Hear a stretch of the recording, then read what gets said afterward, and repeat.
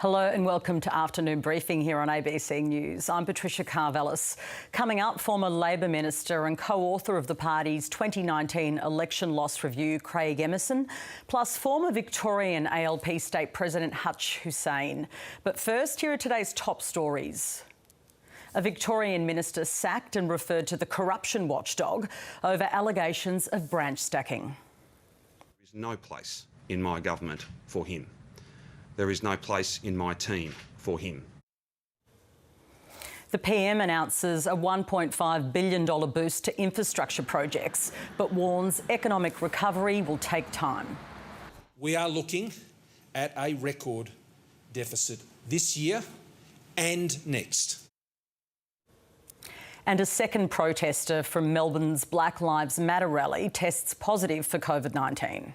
Very unlikely to have acquired it there. Wore personal protective equipment, has really been minimally symptomatic. Former Victorian Minister Adam Somyurek has resigned his membership from the Labor Party following claims of branch stacking and derogatory language against Labor colleagues. ALP National President Wayne Swan issued a statement saying Mr Somyurek's conduct is reprehensible and at odds with everything the party stands for. Victorian State political reporter Richard Willingham joins me. Richard, what's happened today? Well, it's been a pretty big day in Victorian Labor politics, and I think Labor politics in general, following an expose by 60 Minutes and The Age newspaper that basically allege widespread industrial branch stacking by former power broker, or current Labor power broker, Adam Somyurek, who was a minister here in the Andrews government until 9 o'clock this morning, when he was promptly sacked by the Premier Daniel Andrews. Now, also secret recordings showed or played Mr Somyurek using vile language to describe the Premier, as well as Gabrielle Williams, Victoria's Minister for the Prevention of Family Violence, and the Minister for Women. Some pretty vile language there. Also, two other ministers linked to Mr Somyurek in the sub-faction have also had facing allegations that their staff were actually going ahead and doing branch stacking during public time in the staffers. And Daniel Andrews has basically said this is not good enough and has referred it all over to the integrity authorities. Here's what he told reporters just before lunchtime. Mr Somyurek was not offered an opportunity to resign. He's not worthy of an opportunity to resign. He was sacked. I think my actions today should leave you and all Victorians in no doubt about my views on Mr Somyurek's conduct and his commentary. There's not much more I could do other than take that action, which is to sack him from the ministry, terminate his membership of the Australian Labor Party and essentially refer all of this conduct to Victoria Police and IBAC.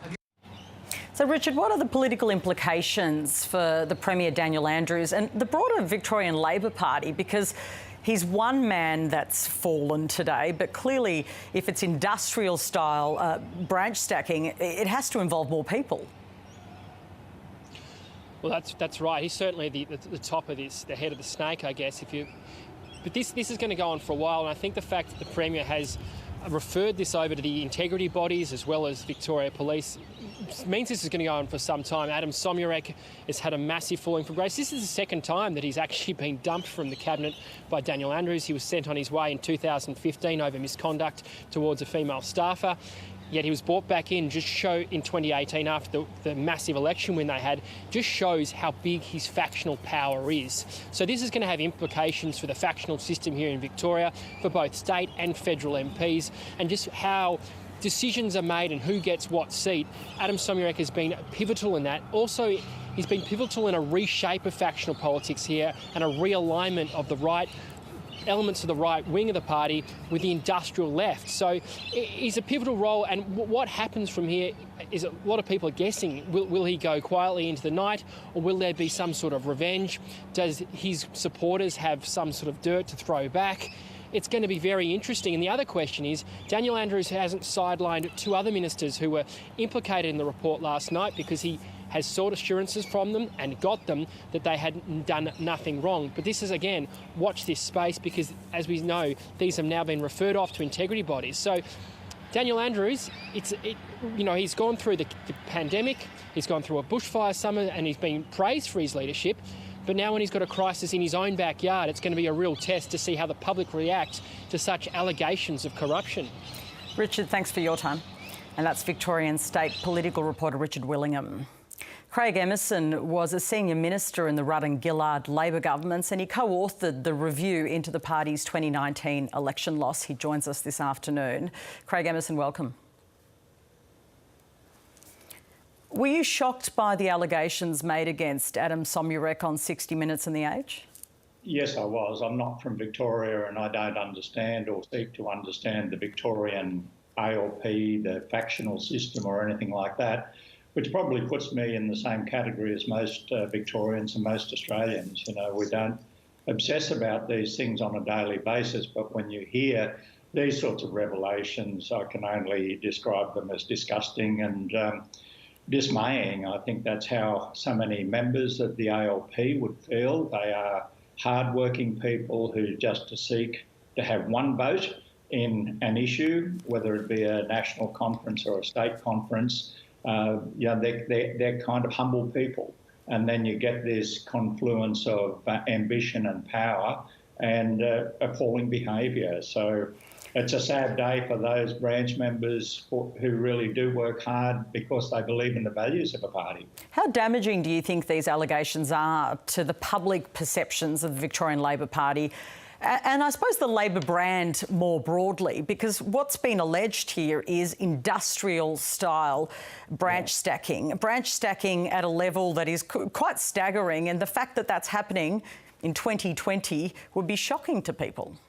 Yeah, well, I might have a different view here, and I'll explain myself, and that is, I think people are not surprised that there is skullduggery within political parties. And I'm talking about the Labor Party, the Liberal Party, the National Party, and even One Nation. So they would be disappointed, Patricia, but whether they then say, oh, we don't like Daniel Andrews, he hasn't been leading a good government, he hasn't been handling the COVID crisis, I seriously doubt that. But what disappoints me, and I think would disappoint them, is when there is an opportunity for ambition and power, people seem to take that opportunity, not only whether they're in political parties, but more broadly in the community. You know, we've had a Banking Royal Commission. I think it just adds to this body of cynicism.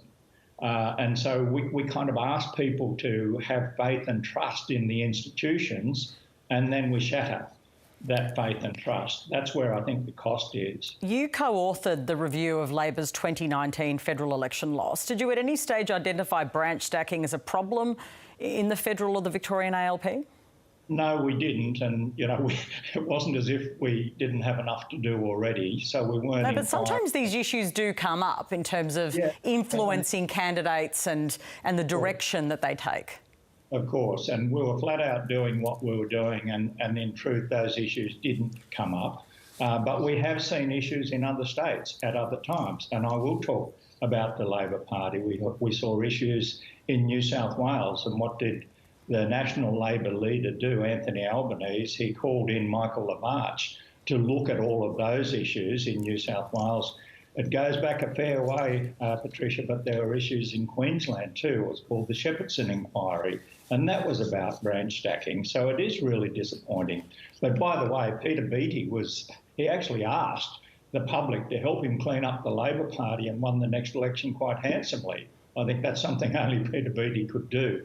But I'm not being flippant about it. I'm saying that people really just shrug their shoulders, they're disappointed, and they go, oh, here we go again. And as I say, it's in other political parties and it's in the other institutions in which we should be able to put our trust. Adam Somyurek denies the allegations, but branch stacking is not new in politics or the Labor Party. Why do you think it's been so difficult to stamp it out? Because it's power and ambition.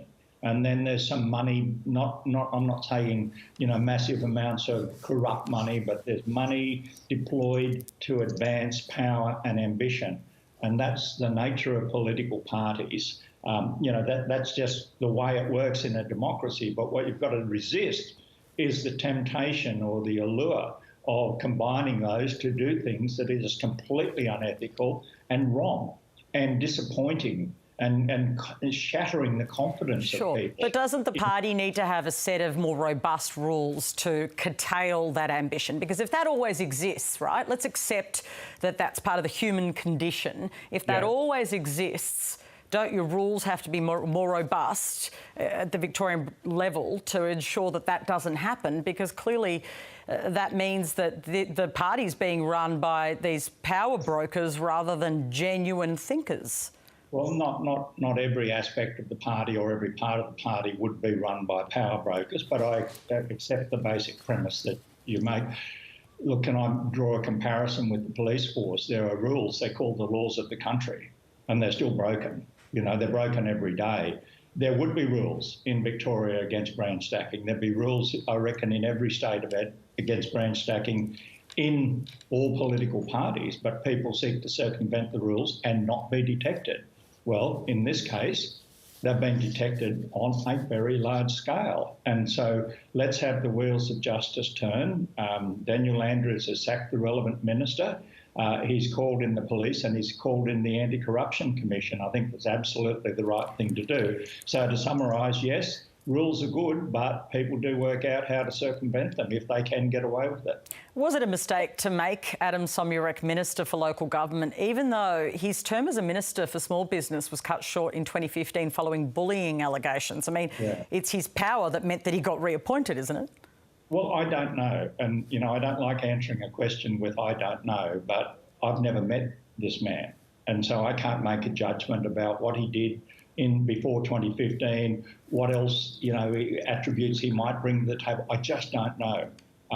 But what I do know is that his career in the ALP is over and that Anthony Albanese convened a special meeting of the National Executive Committee and the fellow resigned, but that was probably just before his party membership was torn up, which is completely appropriate. So how much does the factionalism in the ALP contribute to this, a turf war where branch stacking is allowed to prevail? Well, look, you can't get rid of factionalism. Another word for it I'd describe as tribalism. You know, if you get big groups, then it's natural in the human condition for that big group to then form subgroups and they become tribes. We can't ever stop people from getting together if they feel that they're like-minded, whether they're left or right or extreme centre or left, right, out. I remember, and I'm not making a point against the Liberal Party here, but Malcolm Turnbull went to a Liberal Party conference and he said there's no factionalism in our party, and they just broke out into laughter. So what I'm saying is that when you've got a big grouping of people, it's a natural instinct for subgroups to form and to organise themselves that way, because the big group can't just manage it all on its own, and you get like-minded people wanting to, you know, support like-minded people. Of itself, I don't think that's a bad thing. What I think is horrific, as horrible as any sort of corruption and the behaviour that we've seen reported through 9 and 60 Minutes. Well, part of that story, of course, is that staff members of 2 other ministers were involved in some of this. That's on the public purse, according to the report. Is that something that concerns you? I mean, that's at its essence about taxpayer money being used, essentially, to funnel money towards the Labor Party.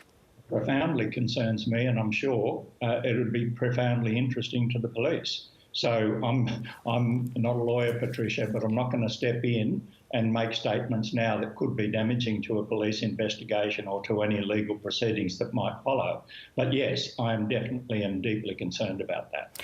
On the tape, we heard Adam Somyurek allegedly talking about people he was protecting, people he hated and people he would try to force out. Is that any different to the role that factions have played in I don't know, doing other things in the past, like overthrowing Kevin Rudd? Look, if you looked at the way that votes went in for Kevin Rudd and for Julia Gillard, they weren't left-wing, right-wing, extreme centre votes or anything like that. They were different people, different groupings. In fact, interestingly, some of the groupings were basically social people who used to go out to dinner together.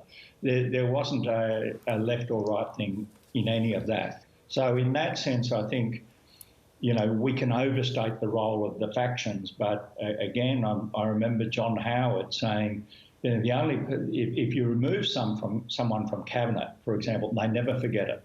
Doesn't matter what faction they're in, they tend to be vengeful. And the person you put into cabinet says, well, of course you put me into cabinet because I'm really good. So it's very costly when you upset people or you disappoint their expectations or their ambitions. But I personally think that things like leadership ballots and so on within the Liberal Party, Labor Party, they're not fundamentally fought on factional grounds. But I'd love that we didn't have factions. But it's like saying, I wish we didn't have football teams and we all just, got together at the Melbourne cricket ground and, put our arms around each other. We are, in that sort of sense, tribal. And so we should try to bring the best out of tribalism and get rid of the worst. Craig Emerson, thanks for joining us. Thank you. Thanks, Patricia. Craig Emerson is, of course, a former Labor minister in the federal parliament for the Rudd and the Gillard governments, but he also co-authored the review into the ALP's election loss in 2019. Hutch Hussain joins us now. She's a former Victorian ALP state president. Hutch, welcome. Thank you for having me, Patricia. Were you shocked and concerned by those allegations made against Adam Somyurek on 60 Minutes in The Age? I was appalled and disgusted as a long-term party member, as many party members were. It was appalling behaviour by a minister of the state. How damaging do you think these allegations are for the Victorian Labor Party and I suppose the Labor brand more broadly? Yeah, look, I think a lot of people would be watching that and really wondering whether the party has progressed on, how it sees women and how we act to rid ourselves of the cancer that is branch stacking in our party. But I think, like many, they would have been heartened by the Premier's really strong and firm resolution this morning to make sure that he was not seen as a member of our party and his actions are not consistent with the values that we expect of party members. So when you talk about the cancer that is branch stacking, clearly it's a cancer that's running pretty strong in the Labor Party, given that explosive story. And he's somebody who was claiming he had a lot of power. And if you talk to ALP people, he did and has, and people are being concerned about it. So why did it take this expose to get rid of him? I think, look, there are rumours circulating all the time about people. Most genuine Labor Party members get on with the job of electing the people that we do who act in the best interests. And the majority, we've got to remember that the majority of ALP members do act in the best interests of party members and of the Victorian people and the Australian people that they represent, because they share our values around social justice. So people like Adam are the majority, and it's the majority that make decisions and that form our party. Were you aware of these issues? Is this something that's been concerning you? Like I said, I think there have been rumours circulating about branch stacking. Certainly, I was shocked about the scale. Certainly, I was shocked about the use of taxpayer-funded resources, as were many party members. Look, there was so much that I want to just sort of unpick with you. One of them, of course, is the role of sort of ethnic branch stacking, or how it's described, this idea that you bring in the Indian community and other communities. Quotes from that that taping that's been released saying that, the Anglos don't keep turning up. Can I get some analysis from you? I mean, you're a multicultural woman, about ethnic branch stacking and what that actually means, or how that's used as a tool to weaponise power for certain people. Sure.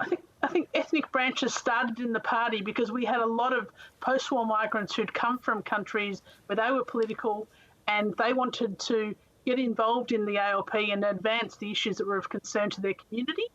And it was a Greek-speaking branch or an Italian-speaking branch, so it started from a very good space. And there was concern around, a lack of representation within Parliament, and people like Adam and his predecessors have misused communities, and it's a really poor reflection on them that they are not empowering people to participate in the party for all the values and issues and ideas they have to contribute, because they can bring the issues that of concern to their members. And it's a really poor reflection on the fact that, we want members of different backgrounds bringing their full capacity and knowing the issues that concern their community to inform all our policy making and be represented in the parliament for who they are.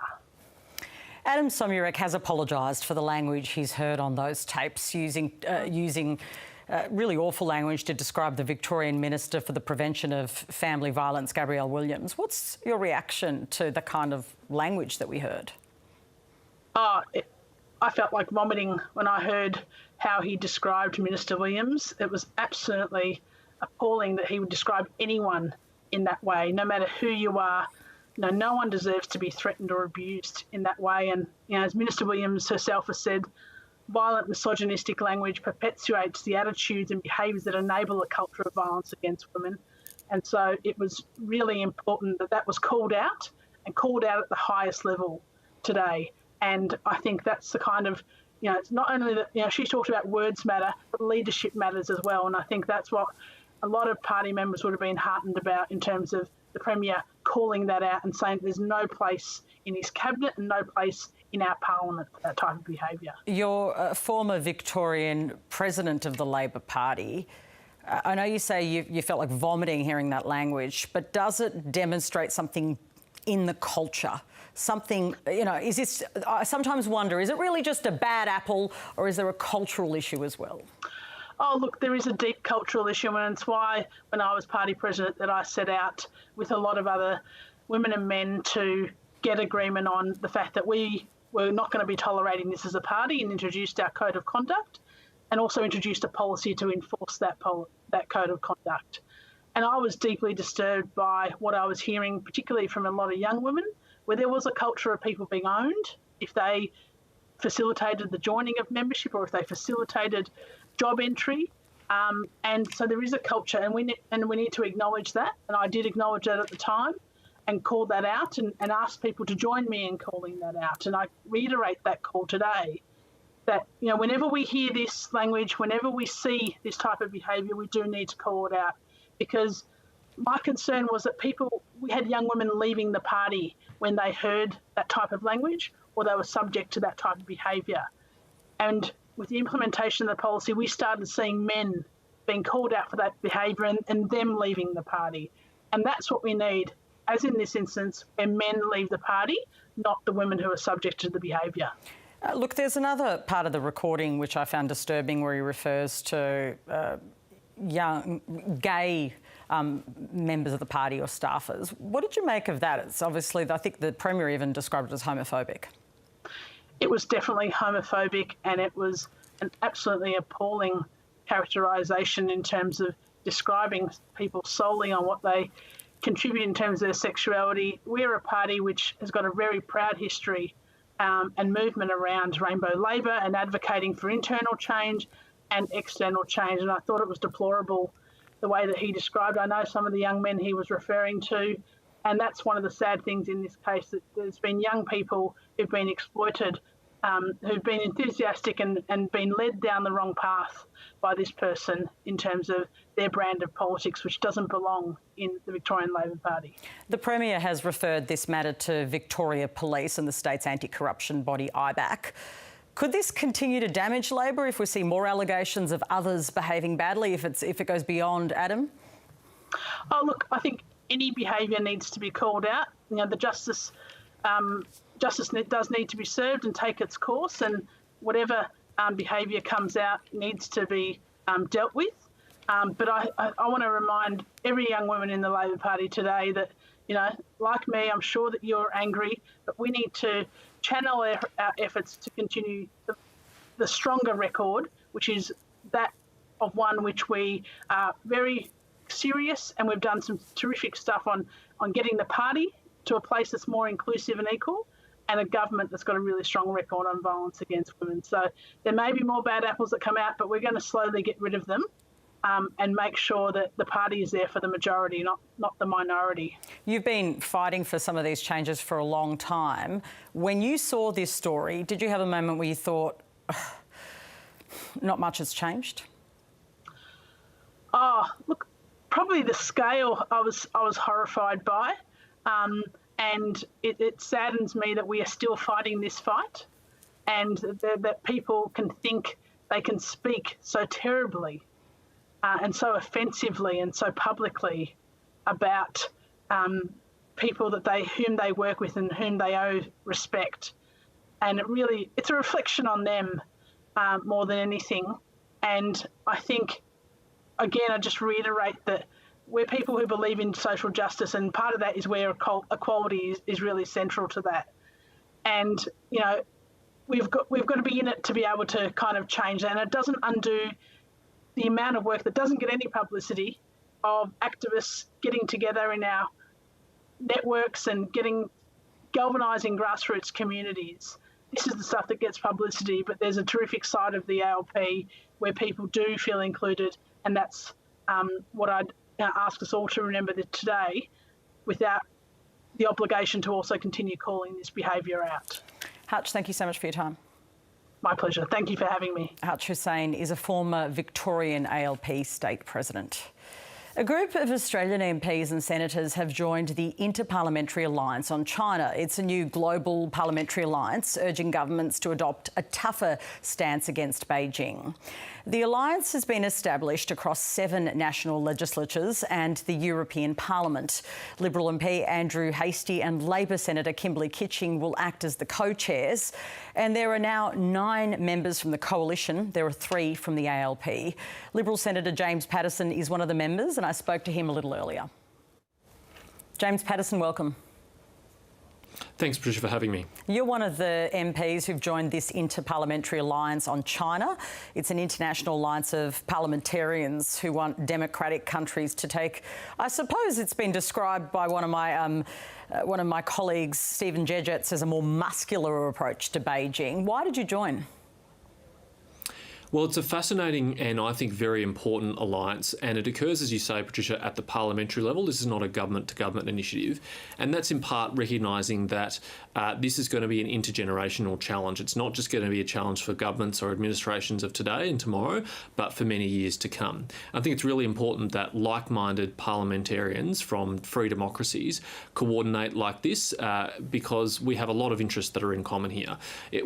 Our alliance includes German Greens and British Conservatives and Canadian Liberals and American Republicans and Democrats. It's a genuinely non-partisan global effort, and I think it's a really important one. How did this global movement begin, and how was Australia approached about being part of it? One of the precursors to this group was a joint statement signed about Hong Kong by a series of legislators a few weeks ago. That's now up to several hundred signatures from elected representatives from all around the world who responded to a campaign by a British NGO, which is dedicated to supporting the people of Hong Kong, to add their names and their voice to concerns about the Chinese Communist Party's encroachment on Hong Kong and the rights and freedoms of the people of Hong Kong. And really, I mean, there were early discussions prior to that, but that really sparked the much broader growth of this movement. Andrew Hastie and Kimberley Kitching are the Liberal and Labor co-chairs on behalf of Australia, and we're very involved in the early organisation of that, and it's grown from there. In terms of what you hope to achieve, you say you need a global effort to deal with these challenges. What do you hope to do at an international level with MPs from across the world that you haven't been able to do when you're sort of focused on your own country's advocacy? Well, one of the important tasks of this Interparliamentary Alliance is to remind everyone that we are not alone in facing these challenges. Sometimes in the Australian public debate, we think that we're the only country in the world that's having challenges in our dealings with the Chinese government. But in fact, it's replicated around the world, and the strength and breadth of countries signing up to this initiative is good evidence of that. We can provide moral support to each other in these causes. We can provide vocal public support to each other when these instances arise, whether it's a Swedish citizen arrested in Hong Kong for selling books, or an Australian citizen detained, or a Canadian citizen arrested, or economic coercion or trade threats against Finland or Norway. We can all band together, and I think we will be stronger together, and I think the Chinese Communist Party will think twice if it knows that in taking on one country, it won't be easy to single them out as it might have been in the past. And New Zealand obviously is a country very close to us. Is New Zealand yet part of this? They haven't formally signed on, but I'd be very hopeful that they would be. There's a number of parliamentarians having conversations about that right now. The criteria for membership are one representative from each major political party on each side of the spectrum in a democracy, and so we need both a New Zealand Labor and a New Zealand National MP to sign up, and if we're able to achieve that, I'm sure that they'll join. You mentioned German Greens, I think. Do you have any Greens in Australia that have joined? Not as yet, but they'd be very welcome to, and I recognise that the Greens in the Australian Parliament do genuinely care about human rights issues globally and have been outspoken about it in the past. In fact, in question time today, Larissa Waters, the Greens Senate leader, asked a question about it, and so we'd certainly welcome them with open arms. In terms of this decision you've made at this point in time, of course, the relationship with China, between Australia and China, is very frosty, as you know. Is this a good time to do this? Is this a provocative act? Well, I think the point is, Patricia, China's having testy relations with a lot of other countries in the world, and so it's exactly the time to do it, to band together.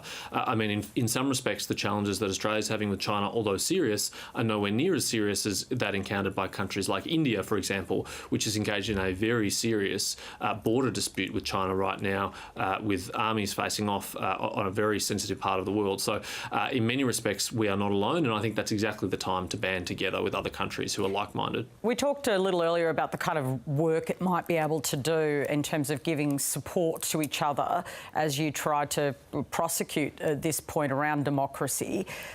Karm Gillespie is obviously the latest person to fall victim, if you like, of laws and secrecy in China. What work is this group doing around this? I mean, he's been essentially he's facing the death sentence, as we know. What's the group doing around that? Look, I want to be very careful about my commentary about this case because I've seen a statement by the family today asking people not to speculate publicly about it, and the government, of course, has been very careful and very measured in its language about that. As a government, Australia has a principled opposition to the death penalty wherever it's enacted in the world, whether that's the United States or China or anywhere else, and any Australian citizen facing these circumstances would receive the full consular assistance of the government. We can, though, work through organisations like IPAC to make sure that Australia, it does not deal with this alone. There are Canadian citizens, for example, who have been arrested and detained under difficult circumstances in China for now about 12 months. They shouldn't feel alone, just as we shouldn't feel alone in tackling these issues. As the chair of the Parliament's Finance Committee, you've warned Australia's big banks against backing new Chinese national security legislation aimed at stamping out dissent in Hong Kong. That's in order, of course, to keep their licences in the financial hub. Have you spoken directly with the banks? No, I haven't, but I look forward to the opportunity to do so through the committee in the coming weeks and months ahead. My comments were in response to the intervention of HSBC, a British bank based in Hong Kong, into this debate. It followed coercion, open coercion by Communist Party officials saying if HSBC didn't get on board with the Hong Kong security law, then it could lose its business in China. I don't want to see any Australian bank put in that position. I think the most appropriate and respectful thing for them to do is to stay out of the debate on that issue, to not intervene in that debate in support or opposition. That's the safest thing for them to do in terms of their business in Asia and elsewhere in the world, and also in terms of their brand here in Australia, because I think many Australians would be troubled if they entered into the debate on the side of the Chinese Communist Party. Are you concerned that corporates are doing too much of that already, that we're seeing corporates obviously very much hedging bets, worried about their relationships and that they have been compromised to a certain extent? I respect the desire of most companies to stay out of politics, whether it's here in Australia or elsewhere in the world. And certainly being involved in politics in a place like China is much, much more difficult than it is in Australia, where we do have a free and open democracy. I understand why companies are very reticent to do that, and that's a completely respectable, acceptable position for a company to take. What would be a problem is if they departed from that position and did start to enter into debates in support of the Chinese Communist Party's positions in Hong Kong, which are highly international contentious, which breach the Sino-British Declaration from 1997. Senator, have you had any discussions before you participated in this or formed the group with the Foreign Minister and the Prime Minister? Look, I don't want to go too much into private conversations with colleagues. All I would say is that generally we do observe the normal processes for that. We certainly give heads up to any ministers if we're going to say something publicly and enter into those things. But at the end of the day, we are individual parliamentarians, and particularly in the Liberal Party, who jealously guard our intellectual freedom and our freedom to speak out when we think it's appropriate. Thanks so much for joining us. Thank you. Senator James Paterson there. Time now for business with David Chow. David, it looks like today was another bad day for the market. How did it finish up? PK, so let's start with the Australian dollar. It had a pretty big fall today, and in fact, it fell 1.2%. That's a big fall in one day. It's now buying 67.8 US cents. So it's hard to imagine that the Aussie dollar was actually pushing above 70 US cents this time last week. And when we turn to the share market, it did even worse. So the ASX 200 finished 127 points lower. That's down 2.2%. And all indications were that the market was meant to rise today, according to the futures market. So the ASX closed at 5,721 points. So basically, 3 weeks worth of gains was wiped out. So when the month started, it was a 7-day winning streak. Now we've gone down for the 3rd day in a row. So every sector was in the red. The biggest drags were the banks, Westpac, ANZ, NAB. They all fell by more than 2.5%. The miners did pretty badly too, like Fortescue Metals, down 3.5%. And any stocks that depend on economic recovery, like travel stocks, Flight Centre, that tanked by 8.5%. So only one stock did super well. It's called Helios, a healthcare company, and that's because it sold its network of medical centres for $500 million to a private equity firm. David, why did the market do so badly today? Well, generally, it's to do with the latest COVID-19 news, especially from China. So in Beijing, there seems to be a new outbreak related to a food market once again. Dozens of new cases in the last few days, and that's prompted fears of a second wave of coronavirus, which could get in the way of an economic recovery, particularly since China is Australia's biggest trading partner. So that's why we saw a big fall in the dollar and the share market. And also, China released some economic figures today relating to retail and factory production, and they were weaker than expected. So even though there's been a bit of a recovery, it's not considered fast enough. So it does pour cold water over the idea that there's going to be a magic rebound, a V-shaped recovery from coronavirus. And also there's been a spike in cases in America, particularly states which rushed to reopen, like Texas and Florida. So that's really got investors nervous. But I guess the bigger picture is that the market has surged so much since its low point in March. So since that low point, the Aussie market is up 30%, even taking into account today's losses. So it does give rise to the idea that maybe investors had gotten too ahead of themselves, too optimistic, given the fact that we're in a recession and all the economic data we've been getting has been pretty downbeat. Thanks, David. No worries. More than $100 billion of economic activity has been lost this year, and it's expected it will take at least 2 years to return to pre-COVID levels. The Prime Minister, Scott Morrison, made the sombre prediction at an economic forum in Canberra, where he announced a $1.5 billion boost to road and infrastructure projects. We are looking at a record deficit this year and next, and not just because of record COVID-19 expenditures. Revenues have taken an equally large hit.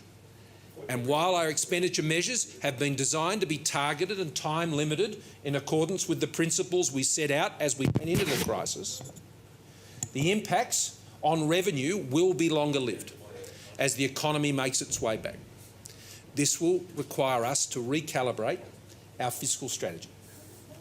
This does not mean stepping back from our commitment to essential services and addressing the further needs in aged and disability care. We remain committed to those essential services and supports within the Australian community. I want to bring in my panel, Liberal MP Julian Leeser and Shadow Assistant Treasurer Stephen Jones. Welcome to both of you. Great to be with Patricia. I can hear some bells. Let's hope we're going to be okay. I want to start on the Victorian Labor Party. Stephen, I know you're a New South Wales MP, but obviously there's huge implications to this story in terms of branch stacking, these claims about trying to even control, federal MPs as well. How damaging are these allegations to the Labor brand? Well, look, I was shocked. I think the behaviour is deplorable. Obviously, it's not good. Let's not try and, deny the undeniable. But I think what we can see is both Daniel Andrews and Anthony Albanese have acted swiftly and decisively, just as Anthony did in relation to the John Setka affair. I think expelling Mr Somalays from the party, ensuring that he's expelled from the ministry, both essential steps for both Dan Andrews and Anthony Albanese to take. Obviously there's a lot more to go in all of this, but I think decisive steps have been taken by both the Victorian and the national leader, and I think that's what people expect. Yeah, but it's bigger than just about one man, isn't it? This is a sort of culture that formed, or the ability of one person to have that kind of power and to get away with it for so long. Isn't that really at the heart of the problem?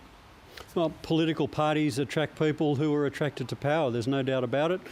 And sometimes, whether it's the Liberal Party, the Labor Party, the National Party, people try and use those mechanisms for an end in themselves instead of what we're all elected to Parliament to do, and that's to make this country a better place, to ensure that we're delivering jobs, to ensure that we're delivering a fairer, better society. When you forget that purpose and you focus on power for its own sake, it becomes a corruption. It eventually gets found out, as it was in this episode, and I think both Dan Andrews and Anthony Albanese have taken the appropriate steps. Look, Julie and Lisa, I know this is, I'm always very reluctant to ask a question that allows a free kick to any panellist because it's not how I like to roll, but obviously this is a story that is difficult for Labor, but branch stacking is a broader issue for political parties, isn't it? Yes, look, these are some very serious allegations that have been made here about a senior Victorian minister and a member of the Labor Party's national executive. They're now the subject of corruption investigations. They're now the subject of a police investigation. There are bad eggs in organisations, and it's up to those organisations to move them on and to get them out. Look, I want to move to another story. There seems to be a bit of controversy around a particular senator for your political party, if I can stay with you, Julie and Lisa, and Senator Murray Watt's pursuing this. Senator Amanda Stoker has accused the Queensland Premier of being, and I quote, the knee on the throat of the businesses of Queensland, stopping them from breathing. He says, who uses the words of a dying man to score a political point? Is that appropriate? I know that Matthias Cormann says he's going to talk to her, but Julie and Lisa, is that the sort of language you should be using at this point? Well, I didn't make these particular statements, and Senator Stoker's a friend of mine. What I will say is that, I think it's for many people, the fact that the Queensland government has taken so long to come to the party and reopen its borders, particularly when you've got an economy in Queensland that is so dependent on tourism, has been a concern to Queenslanders and has been a concern to people across the country more broadly. So I think that, we've got a Queensland election this year. The debate on these things will be fairly willing, and I think that we're going to have a very robust contest in Queensland. Yeah, but I asked you about the form of words at a really, really important time, I think, in history, particularly, given the Black Lives Matter protests and the sentiment. I mean, we've got to be careful about language like that, don't we? As I said, Patricia, it's not me making the statement, and I wouldn't have used that form of words. Okay. Stephen Jones, obviously Murray Watt's pursuing this. Questions have been asked. Do you see it as deliberate? Of course it's deliberate. It seems there's a competition between Senate members in the the LNP, to say the most outrageous things. Last week it was a war on childcare. This week, these really inappropriate statements, and I could rattle off a dozen others as well. It seems to me that the way to get ahead in the Queensland LNP is to say the most outrageous things, deliberately causing offence in the hope that you garner the support of your pre-selectors. I hope that the response the right response that has been occurring as a result of these outrageous statements today sober the Queensland LNP up and ensure that they focus on the things that matter, and this sort of language is inappropriate. Well, staying on the theme of Black Lives Matter, Indigenous recognition, all the things that are kind of at the heart of some of the bigger debates we're having around equality and race in Australia. Julie and Lisa, Ken White now says it's unlikely that a vote on constitutional recognition for Indigenous Australians will happen in this term of Parliament. Are you disappointed by this, that this is to be delayed again? Well, this is a statement Ken made several weeks ago before the Black Lives Matter protests started. Unfortunately, because of COVID-19, the co-design process of the voice has been delayed. We've always said, going back to the committee that I chaired with Pat Dodson, that it was important to get the co-design of the voice done right. That process is being led nationally now by Marcia Langton and Tom Calma. It's been hard to get out to communities to do that properly. That process is recommencing now, but it's just meant that the timetable for any constitutional recognition will be delayed. It's important that we have a referendum when we can get a majority of people in a majority of states to agree to a proposition, when there's broad political consensus and when there's support from the Indigenous leadership. Those conditions don't exist today, and indeed there's no current referendum proposal that is being discussed. So we are a little way off doing this. But I remain committed to constitutional recognition, as I know the Minister does too. Look, I want to ask you another question. I know, Stephen, you're also passionate about this and have worked on it previously. We've talked so many times about it. But still with you, Julie and Lisa, do you think there's a link here to self-determination, having a bigger say over their lives, and Indigenous people having a say over their lives and decreasing incarceration rates? Because many of the people who are strong advocates of a voice tell me they're actually all linked. Well, I certainly think that the voice can play a role in determining policy and having input into policy in relation to Indigenous justice matters. The purpose of the voice bodies is all about consulting people who are affected by policy directly about the policy that affects their own lives. So I think it'll make a point. Is it the panacea? No, it's not. I mean, there's a multifaceted reason why we have so much Indigenous incarceration. Some of those issues were covered by the Royal Commission, 30 years ago. Some of those issues are things that have emerged more recently, like mental health issues and so on that beset the Indigenous community and comorbidities. Some of it is the way in which the training that we give to police and so on. So it's a multifaceted issue where we have to focus on, in terms of improving the number of deaths in custody, is really on some of those health issues, particularly mental health issues. Stephen Jones, we're not going to have a referendum in this term of Parliament. I think in many ways a lot of people won't be surprised by that. It was all heading in this direction. It is disappointing to Indigenous people who've been campaigning around this, but until you can get a consensus, it's inevitable, isn't it? Look, here's two reasons why I think it's a bit of a missed opportunity.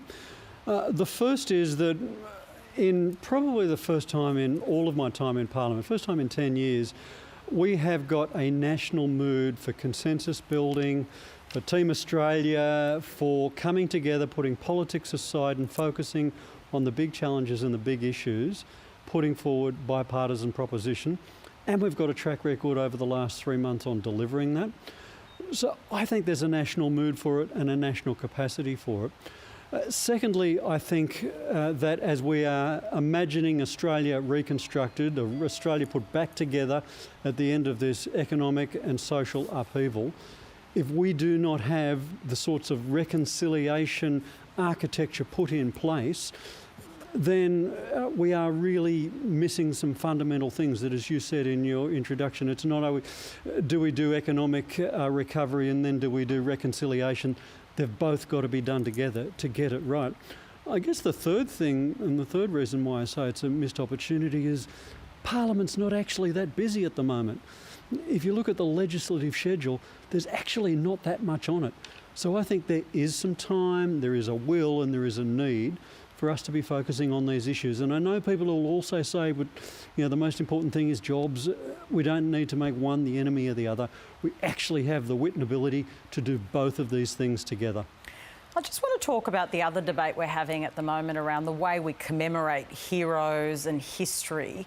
Julie and Lisa, it's become a rather reductive debate around statues, but it is at the heart a really important debate about symbolism and what we want to celebrate. Do you think there is room and space for a kind of mature debate about the way that we do commemorate and the kind of people that we commemorate and what we say about them? Yes, I do, but I don't think that debate is helped by people pulling down statues and graffitiing them. I don't think that's actually a debate or a discussion at all, and that's one of the problems of what we've seen in recent weeks. I think people do need to have a serious discussion about having a richer conversation about our history. It's one of the reasons why in the committee that I chaired with Pat Dodson that I referred to before, one of the recommendations we gave was having a national resting place for Indigenous remains, for Indigenous warriors here in Canberra. We had another recommendation around what Indigenous people call truth-telling, which again is a richer understanding of our history, so we can know more about the culture and traditions of Indigenous people and at the same time understand both the good and the bad contact between black and white people across our country. What do you think on that, Stephen Jones? I mean, do you have any sympathy for people pulling down statues? Oh, look, I actually don't know whether it's sympathy is the wrong word. First thing I should say, in the fortnight after we just blew up architecture, we blew up artefacts dating back 40,000 years. It's a really difficult time for a white person to be engaged in finger pointing, if you like, at people who are pulling down European statues. But be that as it may, I don't think pulling down statues is the right way to go about it. I think we should be doing at least three other things. The first is change the plaque. I have in mind the statue of James Cook. He didn't discover Australia. There were heaps of other Europeans who were here before him, and before them there were Asians, and there was, let's not forget, the people who've been here for 60,000 years. So change the plaque, maybe put another statue up alongside it, and if all of that isn't enough, I don't support pulling down a statue and throwing it in a river, because if we do that, we bury some of the most contentious part of our history. And I think we do need to be reminding my kids, my grandkids, that we went through this period in Australian history where we denied Aboriginal pre-existence and 65,000 years of continuous culture. And if we throw away the statues that were a part of that contested history, we might forget some of the lessons of history. So change the plaque, put up another statue, and if we must pull something down, then let's not throw it away. Let's ensure that it's included somewhere in a museum. I think a much more nuanced and a much more sophisticated response is needed. Julie and Lisa, I know you're chairing an inquiry into food pricing and food security in remote Indigenous communities. Where is that going? Well, it's only just started, Patricia. We had our first hearings last week and we've got more hearings this week and it's due to report in October. What we're looking at is particularly whether there's any price gouging in remote communities where there's not a lot of competition for stores. Sometimes logistically it can be very tough to get food and groceries there, but we're also looking at the issue of food security and ensuring that there is healthy food available at reasonable prices for Indigenous people, because as we know, Indigenous Australians, particularly in remote communities, often suffer some of the worst health effects of poor eating choices, and we want to make sure that they can choose quality fresh fruit and vegetables. And so we will be looking to get around Australia as much as we can, either through physical meetings or through telepresences. And can I say to people in Indigenous communities who are watching the program today, if you've got a particular experience in relation to pricing in remote communities, or if you've got a particular experience in relation to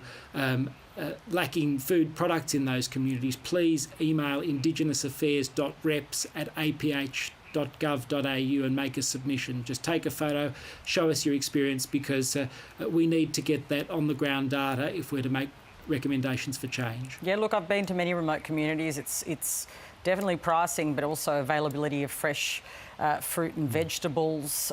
Really, the offering there is sometimes pretty alarming, Julie and Lisa, isn't it?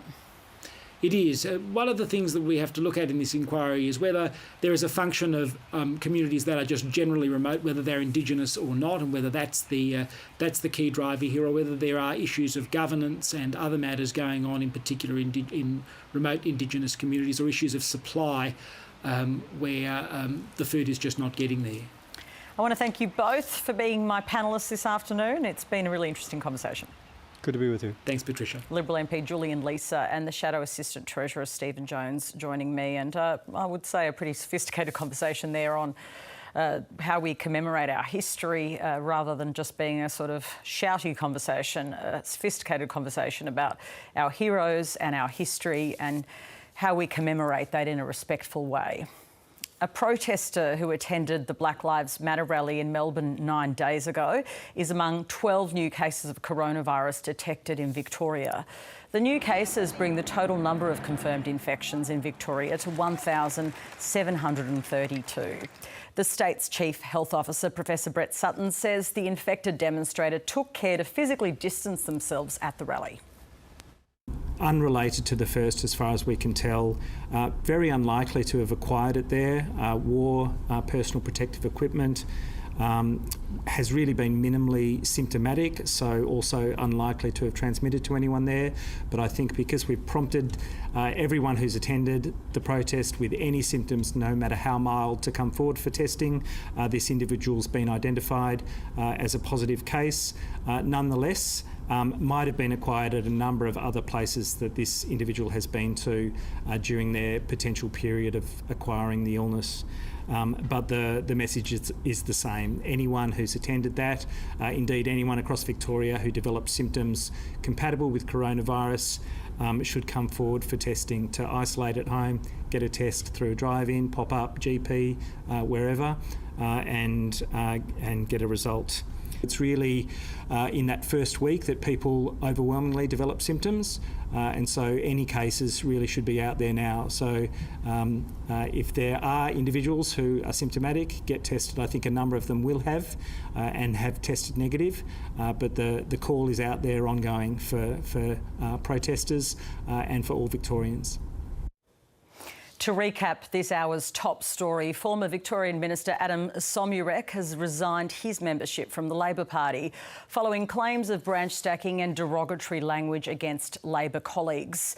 ALP National President Wayne Swan issued a statement saying Mr Somyurek's conduct is reprehensible and at odds with everything the party stands for, adding the National Executive has taken further steps to prevent Mr Somyurek rejoining the ALP in the future.